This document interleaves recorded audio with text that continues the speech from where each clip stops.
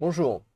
Donc je suis assez content en fait parce que je viens de découvrir un nouvel indicateur. Ce n'est pas le 10 ans moins 2 ans américain, je vais vous en parler plus tard, mais je viens de découvrir un nouvel indicateur de récession et à mon avis ça correspond pas mal à la réalité et je vais vous expliquer comment est-ce calcule. Voilà, je vais tout vous expliquer. C'est pour les États-Unis. Donc, vous êtes sur la chaîne de l'expatriation. On va parler de l'économie aux États-Unis et donc on va voir les indicateurs de crise. Donc là, qu'est-ce que vous avez? Vous avez le 10 ans Treasury Constant ma- Maturity minus 2 year Treasury Constant Maturity. Je suis désolé pour l'accent, je sais que c'est ultra pénible, mais voilà. Donc, pour rappel, un petit rappel, généralement, l'indicateur de crise, c'est quand la courbe repasse au-dessus du zéro. Normalement, il y a une récession quelques mois après. Donc ça, normalement, c'est un indicateur que vous connaissez. Surtout si vous venez de ma chaîne business, en fait, voilà, vous savez que c'est l'indicateur qui est précurseur de crise, comme vous pouvez le voir ici. Encore une fois, rendons hommage à Loïc Abadi qui l'a popularisé en France, en fait, voilà, parce qu'il avait prévu la crise de 2000, de subprime, 2000, la catastrophe de 2009. Donc, voilà, ça vous connaissez, mais j'en ai trouvé un autre. Enfin, j'en ai trouvé, c'est pas moi qui l'ai inventé, hein, c'est aux États-Unis, voilà. Un indicateur qui est réputé comme étant très fiable de la, de la crise, à tel point donc qu'il figure parmi les indicateurs qui sont proposés par la Fed, donc c'est vraiment du sérieux. Real Time Sam Rule Recession Indicator. Et donc on peut voir effectivement que à chaque fois que vous avez donc une barre grise là, ça veut dire une barre grise verticale, ça veut dire que ils sont en récession aux États-Unis. Ils sont en récession aux États-Unis. Donc voilà. Et on peut voir en analysant donc cet indicateur que c'est très c'est un indicateur qui est assez exact en fait quant au démarrage d'une récession. C'est ça qui est intéressant. Donc on va aller voir un peu plus en détail.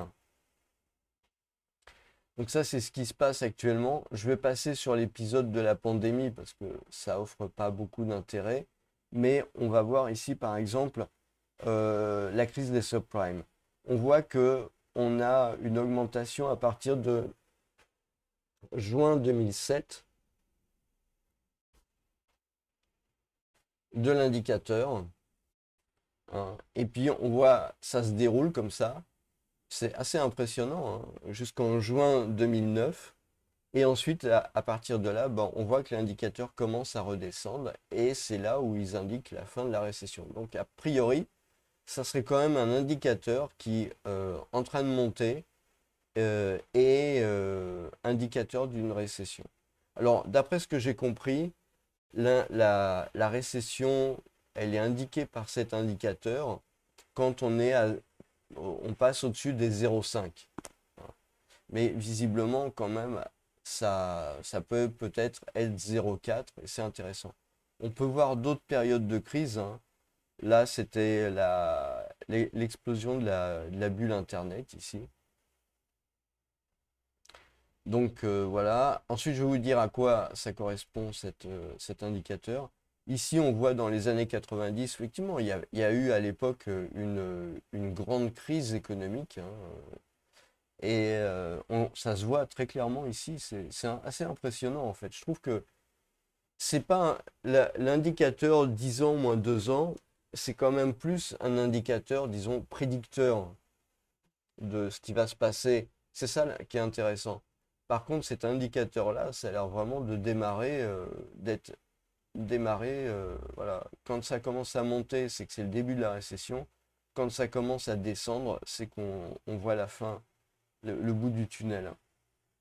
Donc là, on va dans les années 74.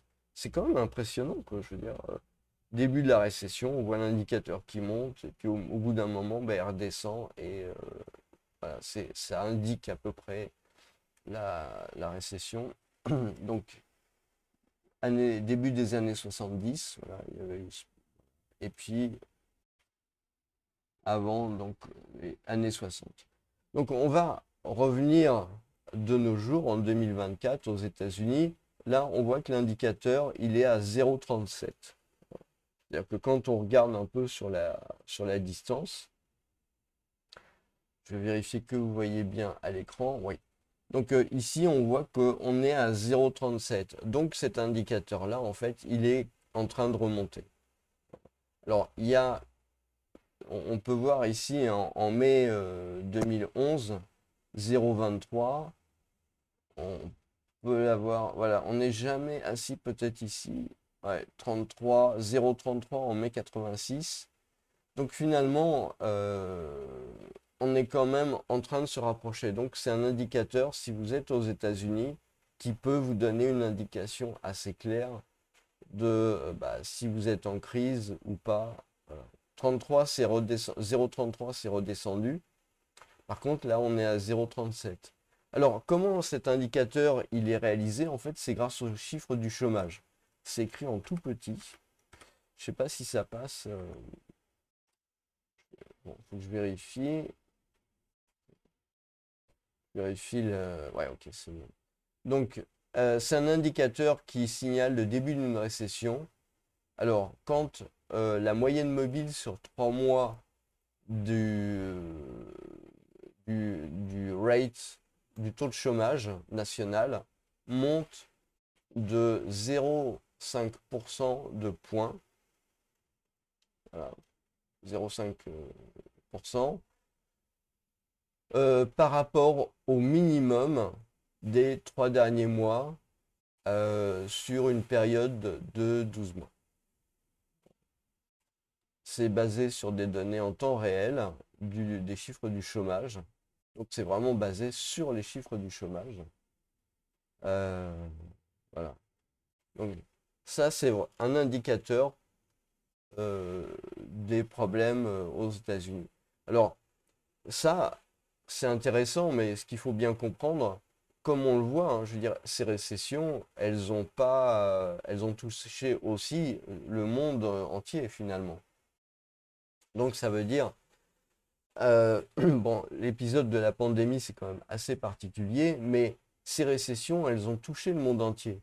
Donc voilà, à partir du moment où vous êtes expatrié, peut-être les conditions eh ben, peuvent être un peu plus difficiles pour faire du business, pour travailler dans les pays, le jour où ça va passer au-dessus de, je sais pas, peut-être 0,4, hein, apparemment, comme c'est indiqué ici.